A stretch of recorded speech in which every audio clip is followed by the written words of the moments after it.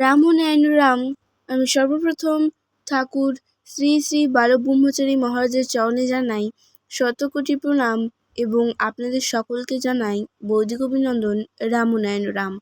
এই বলে আমি আজকের তত্ত্ব ও আলোচনা শুরু করছি। কুমড়ে পোকা নিজের তৈরি বাসায় ঢুকে বেরোবার ছিদ্রটুকু বন্ধ করে দেয়। আমরাও কুমড়ে পোকার ন্যায় সংস্কারের গণ্ডিতে আবদ্ধ হয়ে পড়েছি। ধর্মের নামে ভয়, ভীতি, আতঙ্ক এমনভাবে আমাদের মনের ভেতর গেঁথে গেছে যে তা থেকে বেরোনোর পথটুকু নিজেরাই বন্ধ করে দিয়েছি। নিমতলা ঘাট স্ট্রিট, কলকাতা, 16ই নভেম্বর 1958 খ্রিস্টাব্দ। প্রায় 20 বছর আগে আমার এক মহাপুরুষের সঙ্গে দেখা হয় পাহাড়ে। তিনি শাস্ত্রজ্ঞ, বিরাট পণ্ডিত। তিনি বনে যে এক আসনে গিয়ে বসেন, সাধনা করেন। অনেক বয়স হয়েছিল তার। তার ছেলে প্রায় 80 বছর বয়সে মারা যায়। আসার পথে তার অতিথি হয়েছিলাম, আমাকে নিয়ে গিয়েছিল। অনেক আলাপ হয়। বহু বছর ধরে আমার জন্য বসেছিল তিনি। বছরের পর বছর কেটে গেল। গভীর সুরে নিজেকে মগ্ন করে রেখেছি। এক আলো, এক জ্যোতি আমাকে তন্ময় করে রেখেছে। কোথায় যাব, কি পাবো জানি না, শুধু চলছি চলার পথে। আমি বলি, শিব সাধারণ ঘর হতে বড় হয়ে বিরাট হয়ে গেছেন। শিব তাকে মন্ত্র দিয়েছেন, তাই তিনি আরাধনা করছেন।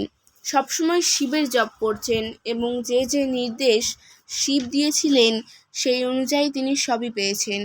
তাকে দেখে খুব ভালো লাগলো। দেখতেও তিনি শিবের মতো। আজও তিনি আছেন। তিনি, দেখো, শিবকে ডাকতে ডাকতে শিব হয়ে গেছি।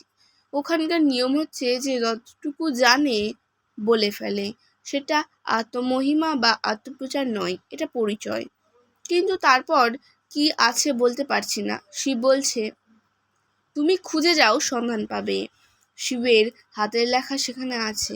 আরও অনেক মহানের লেখা আছে। 2000, 2500 বছর আগেকার লেখা, ওদিককার, এদিককার নয়।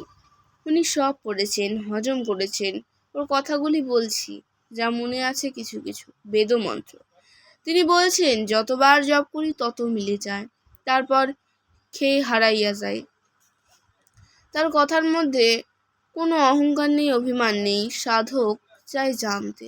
ব্যথা বেদনায় যেমন লাল লজ্জা সরে যায়, সেই রূপ যার কাছে গেলে সুরাহা হয়, তাকেই জানাচ্ছে।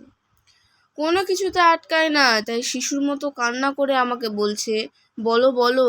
মধ্যসাগরের দিক নির্দেশের যন্ত্র যদি সম্মুখে না থাকে, তাদের দিক যেমন ভুল হয়, দিগদর্শনের যন্ত্র বের হলে পরে আর অসুবিধা হয় না। আমাকে বলে দাও, আমি দিক ঠিক করতে পারছি না।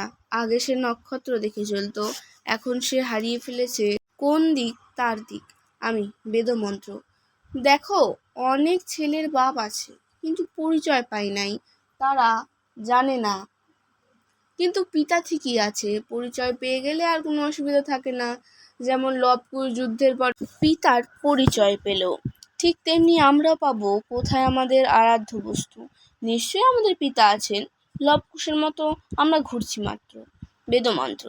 কিন্তু যখন পরিচয় হয়ে গেল, জানলো যে আছেন পিতা, কত আনন্দ হলো। কেন সাধক, কেন তুমি মনে করছো তুমি হারিয়ে আছো?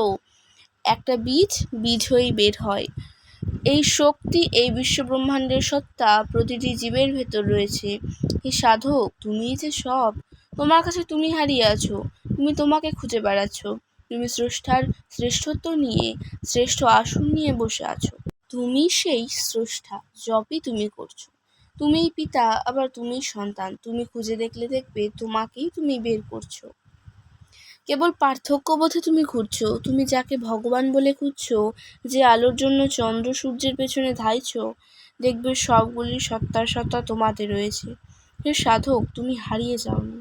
ভাগাভাগি সব কিছু তোমাতেই প্রতিষ্ঠিত।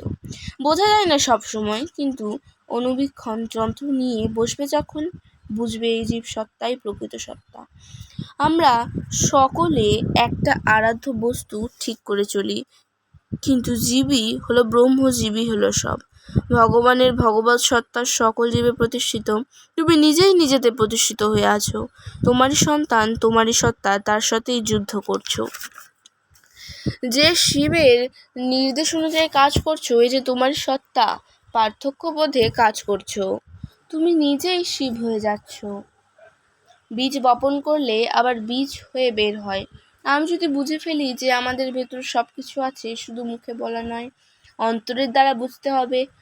আমাদের ভেতর সমস্ত শক্তি বিদ্যমান, এমনভাবে সাজানো আছে যে অন্তর্যামিত্ব নেই বলে দাম দিচ্ছ না, কিন্তু প্রতিটি বিষয় বস্তুর যথেষ্ট দাম আছে। ভগবানকে যে ভাবের দ্বারা, যে বুঝের দ্বারা জেনে নিয়েছো, সেটাই অন্তর্যামিত্ব। এই যে চোখের সামনে যা দেখছি, এতটুকু বট বীজ দেখলে কি বোঝা যায়? তার ভেতরে এত বিরাট বট বৃক্ষ আছে। রোপণ করলে বোঝা যায় তার ভেতরে এত বিরাট বটবৃক্ষ আছে।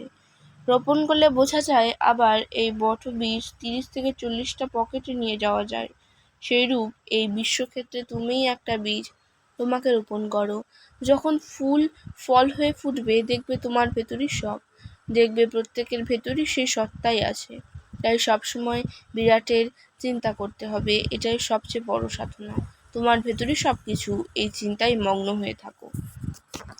আজকের তত্ত্ব ও আলোচনা আমি এখানে শেষ করছি। দেখা হচ্ছে পরের ভিডিওতে। ভালো থাকবেন, সুস্থ থাকবেন। রামনারায়ণ রাম। প্রতিদিন এরকম নতুন নতুন ভিডিও দেখতে হলে আমার চ্যানেলটিকে সাবস্ক্রাইব করবেন এবং পাশে থাকা বেল আইকনটি প্রেস করবেন। ভালো লাগলে অবশ্যই লাইক, কমেন্ট, শেয়ার করবেন। ধন্যবাদ।